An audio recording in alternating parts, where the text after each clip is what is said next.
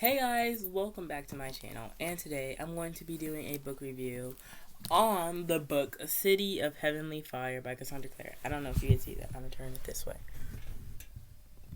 But this book had me crying at the end.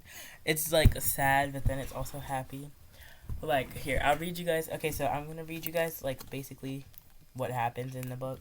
It says, in the dazzling and long-awaited conclusion to the acclaimed Mortal Instruments series, Clary and her friends fight the greatest evil they have ever faced, Clary's own brother. Sebastian Morgenstern is on the move, oh my gosh, I can't even read right now. I'm just like trying to see what I'm gonna tell you guys about it. Symptomatically turning Shadowhunter against Shadowhunter. Bearing the Infernal Cup, he transforms Shadowhunters into creatures out of a nightmare, tearing apart families and lovers as the ranks of an darkened army swell.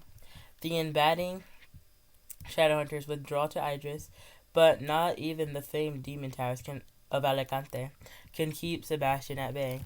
And with the Nephilim trapped in Idris, who will guard the world against the demons?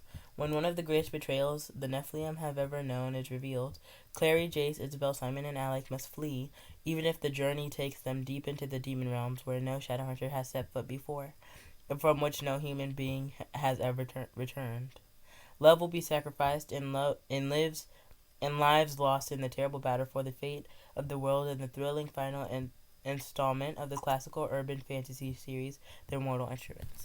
So, guys, this book, I'm already tearing up, but this book is so sad at the end. It's not, it's not necessarily sad. It's sad, it's so heartwarming. It's when they're sacrificing each other, and then also when she's throwing Sebastian, because she knew how Sebastian would be like she didn't know how he would be without the demon in him, but when she stabbed him with the heavenly fire, oh god, he turned he had this little thing, I don't even know how to explain. So basically what happened in this book is that Sebastian is changing all these Shadowhunters into turned Shadowhunters, that's what they call them, or something like that, or evil Shadowhunters. But basically he said, I will make sure everybody is safe if you rule this world with me. He'll only rule the demon world if she rules it with him. So she's like, okay, I'll do it. Just because she wants her friends and everybody in Idris and Alicante, she wants everybody to be safe. So basically what happens then is that she stabs him with her knife, but the knife has heavenly fire in it. So the demon that was inside of Sebastian goes away, and you finally see how he would be if he were real. And he's so sweet. He's such a sweet person. I'm gonna try to read you guys the part where not where they're sacrificing, but where they are, what's it called?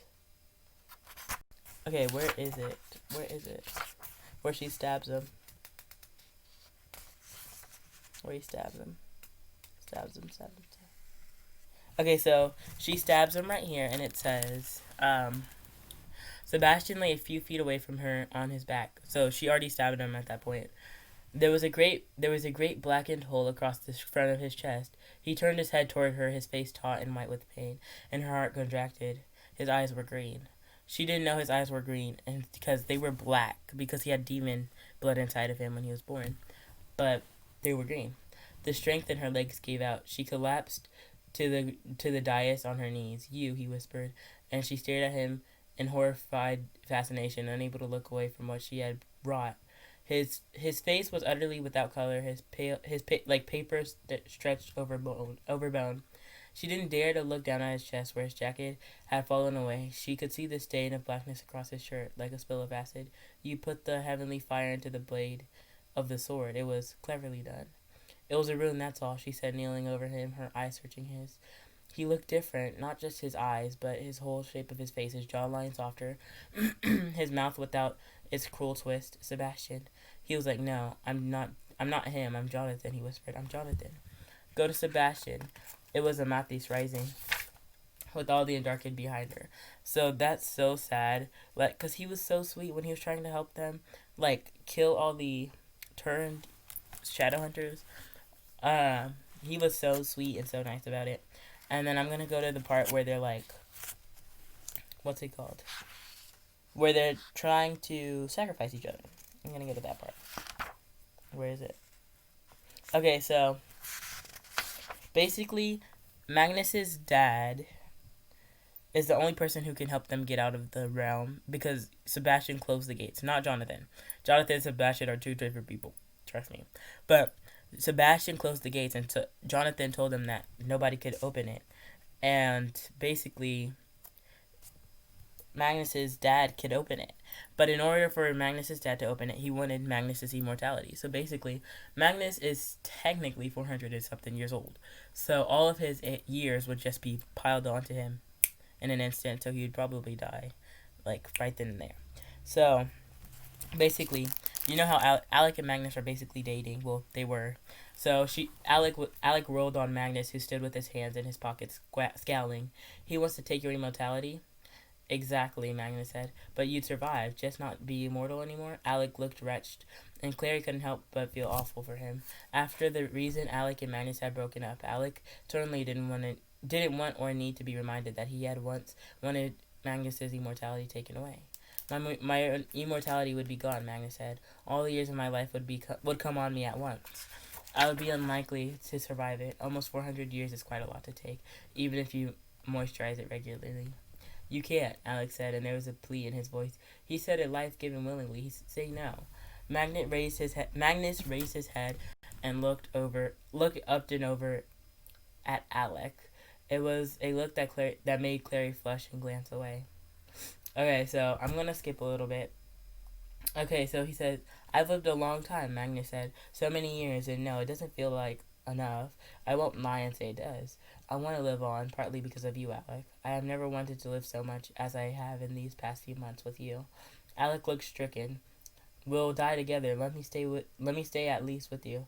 You have to go back. You have to go back to the world. I don't want the world. I want you, Alec said. And Magnus closed his eyes as if the words almost hurt.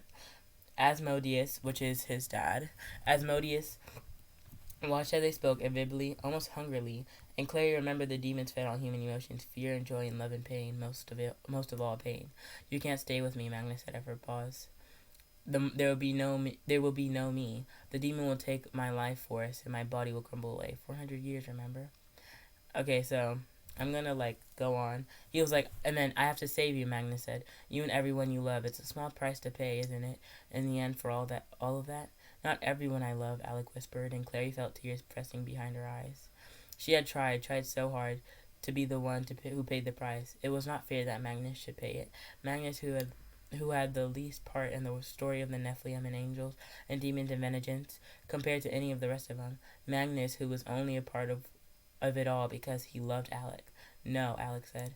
Through her tears, Clary could see them clinging to each other. There was tenderness even in the curve of Magnus' fingers around Alec's shoulder as he bent to kiss him. It was a kiss of desperation and clutching more than passion. Magnus held on tightly enough for his fingers to bite into Alec's arms, but in the end he stepped away and turned toward his father. All right, Magnus said, and Clary could tell he was bracing himself, nerving himself up, as if he were going to throw his body into a pyre. All right, take me. I'll give you my life. I am Simon. Simon, who had been silent till that moment. Simon, who Clary had almost forgotten was there, stepped forward. I'm willing. Amelia's eyebrows shot up. What was that? Okay, so Simon is a vampire. He's immortal. Basically, in the end, he takes away his memories. So it's kind of sad because he won't remember Clary, and they've been friends ever since, kindergarten. But that's basically what happens. And it's so sad.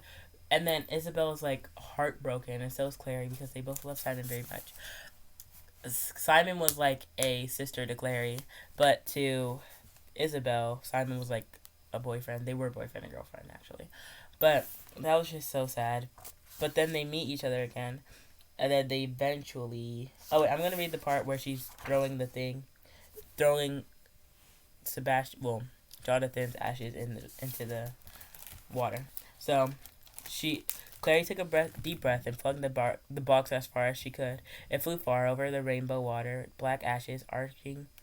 I can't even read that. Okay, so she was basically Ave ataque valem. She said, speaking the full lines of the ancient poem. Ave ataque valem impertum frater. Hail and Farewell forever, my brother. The wind off the lake was cold. She felt it against her face, icy on her cheeks, and only then did she realize she had been crying, and that her face was cold because it was wet with tears. She had wondered since she had found out that Jonathan was alive why her mother had cried on the day of his birth every year. Why cry if she had hated him? But Clary understood now. Her mother had been crying for the child she would never have, for all the dreams that had been wrapped up in her imagination of having a son, her imagination of what a boy would be like. That she'd be crying of the bitter chance that had destroyed that child before he had ever been born. And so, as Jocelyn had for many years, Clary stood at the side of the immortal mirror and wept for her brother she would never have, for the boy who had never been had been given the chance to live. And she wept as well for the others lost in the dark war, and she wept for her mother and the loss that she had endured. And she wept for Emma and the Blackthorns, remembering how they had fought back tears when she had told them she had seen Eric in the tunnels of the ferry, and how he belonged to the hunt now. And she wept for Simon and the hole in her heart where he had been, and the way she would miss him every day until she died. And she wept for herself and the changes that would rot in her, because sometimes even change for the better felt like a little death. Jay stood by her side as she cried and held her hand silently until Jonathan's ashes had sunk under the water's surface without a trace. So this was so sad. Like, I feel like it was so sad. Until the very end. Simon's back, guys. Just a spoil. But that's it for this video. Please like, share, subscribe, comment down below if you like this video. And if you'd like to see another one like this. And until next time, guys. Bye.